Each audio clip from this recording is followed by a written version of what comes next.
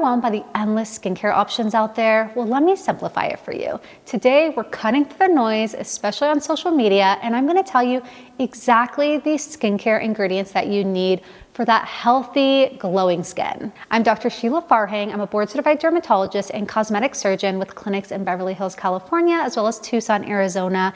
For over a decade, I've treated thousands of patients, including celebrities ready to hit the red carpet. So I recently created this channel to share my top skincare and cosmetic recommendations so you can look and feel your best, because honestly, it's so hard to find good, valid expert advice out there. And comment down below any topics you want me to talk about in future videos. Let's get into the video. Starting off with the most important product is you want an SPF. I'm not saying you need to douse your entire body in SPF every day. There's definitely ways that you can physically sun protect your body, but for your face, I do recommend using a daily sunscreen. You can use a mineral-based sunscreen or a chemical. Mineral is usually what I recommend and what I prefer myself. It's usually formulated with zinc and titanium dioxide, so it's a physical type of sunscreen. And then there's also chemical sunscreens that are a little bit lighter, and just some people prefer them, but you can definitely choose which one, and a lot of them have a combination. Sun damage is the #1 cause of aging skin in addition to actual genetics, so you really want to sun protect, and that's going to be the most important thing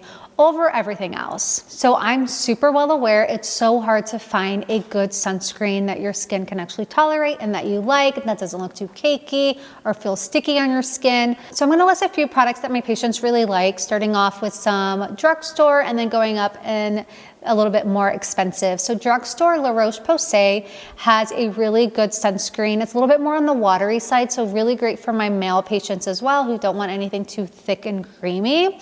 So that is one product that I think is really nice. One step above that is Ulta They have a huge range of just physical. They have one that's called Clear. That's for like rosacea skin types or acne skin types. I feel like with Ulta anyone can really find a product that they like, and the price point is a little bit more than drugstore, but it is still attainable where it's not gonna break the bank, especially if you don't love it. And then for a splurge, there's one by Revision, and I like it because it's kind of like a 5-in-1. So if you get the tinted, for instance, so it corrects, it has some brighteners in there, it conceals, it protects, and it hydrates, and it has a little bit of a microbiome technology. A lot of their products do. So if you want something that's a little bit more of a everything in one, that's not a bad one to try out, but I think it's around $100. So for a sunscreen, it is definitely on the higher end.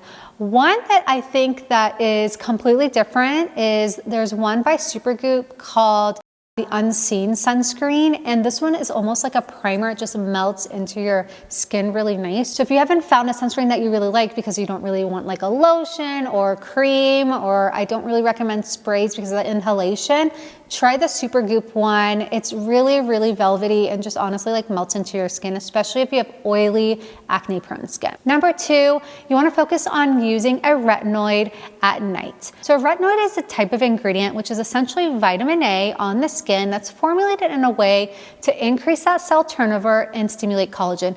It is the gold standard for anti-aging, and it's been well researched and studied for decades. If you're just starting off using a retinoid, I wouldn't go straight to prescription strengths from a dermatologist, something like Retinoid, unless you have acne. But if you're just looking to incorporate it, there are so many products out there. Retinoid is kind of like the family, and then you have Retinol or Retinol, which is more of the over-the-counter, less of a strength, and then you have Retin-A, which is more of a prescription strength. That's the brand name for tretinoin. So there are just so many retinoids out there, and it may get confusing. I would say start off with over-the-counter. There's some really good drugstore ones. For starting off with Rock, they were really the first one to come out with an over-the-counter retinol, and theirs is really nice because it's really gentle. I feel like you don't really get the huge peeling or irritation from that, and it's very affordable. You can find it on Walmart, Costco, Amazon, and The Ordinary also has some too, but I feel like out of those 3, Rock is a really good one, and it's pretty solid.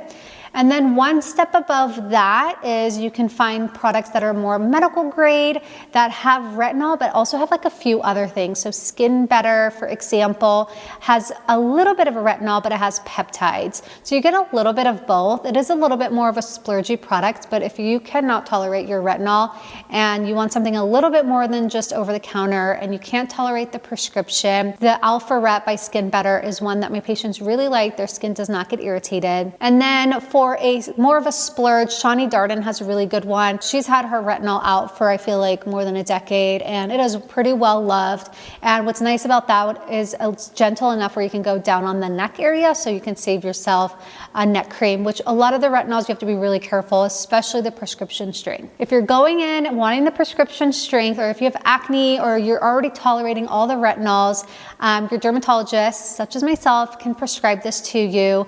One great one just to start is Retinoid 0.025. This goes all the way up to 0.1, which is really the strongest strength of a tretinoin. And then there's other versions. Me personally, I like something called Altrino. It's a brand name. It's a retinoid lotion that has hyaluronic acid, glycerin, and collagen in there, and it's really well tolerated by my patients. So definitely mention that to your dermatologist so they can prescribe that to you. Sometimes it's not covered by insurance, and sometimes you have to try some of the more generic ones like tretinoin first. So just keep that in mind. It may end up being like a couple $100 if your insurance doesn't cover it, if you have like acne or anything like that.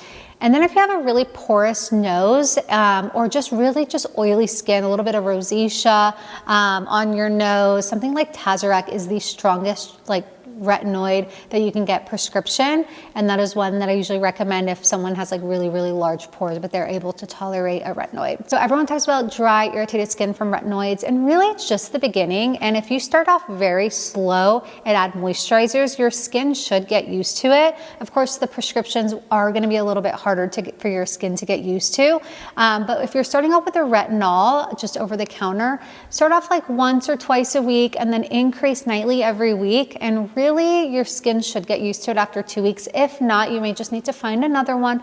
Retinol with an A is a little bit more gentle. So Aven has a few of those ingredients. That's the retinol. And so that might be something that you just may have to use if you're not tolerating any retinols. And then of course, if you are using tretinoin, you want to make sure you're not using more than a pea-sized amount on the face, applying it on dry skin, and then applying moisturizer over it, just so you're not getting too dry.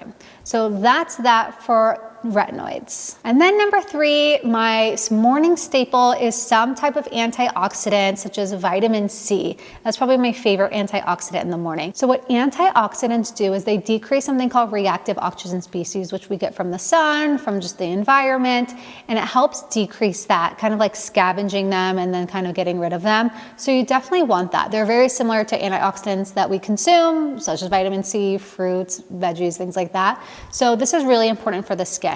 And then vitamin C is also needed in the pathway to stimulate collagen and produce collagen. So that's why we need that for our skincare as well. And then it's also a brightener. So I think out of all the antioxidants, that's the one that's the most important. And if you're really confused about which one to use, that one is a good one to use, which is vitamin C. I don't care if you're using it in a cream form or a serum form, an oil form, as long as you're applying your skincare ingredients thinnest to thickest. So in this case, your cleanser, and then usually your vitamin C. If it's a serum, great, or if it's a cream, fine. And then you're gonna apply your SPF over that. So that's super important. And so that's that for your antioxidant in the morning. So these 3 products are honestly the staple for a good skincare regimen, and you're gonna be about 95% there if you're doing those 3 things, which is essentially sun protecting with SPF, using some type of retinoid at night and some type of vitamin C in the morning. If you're kind of like me and you like to simplify things, that's pretty much all you need.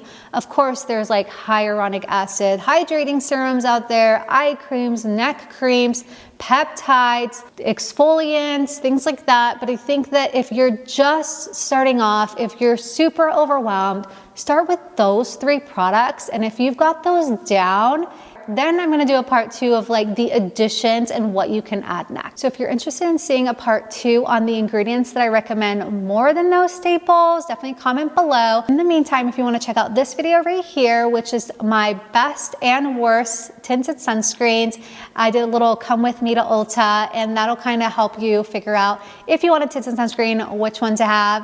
And I'll see you guys in the next video.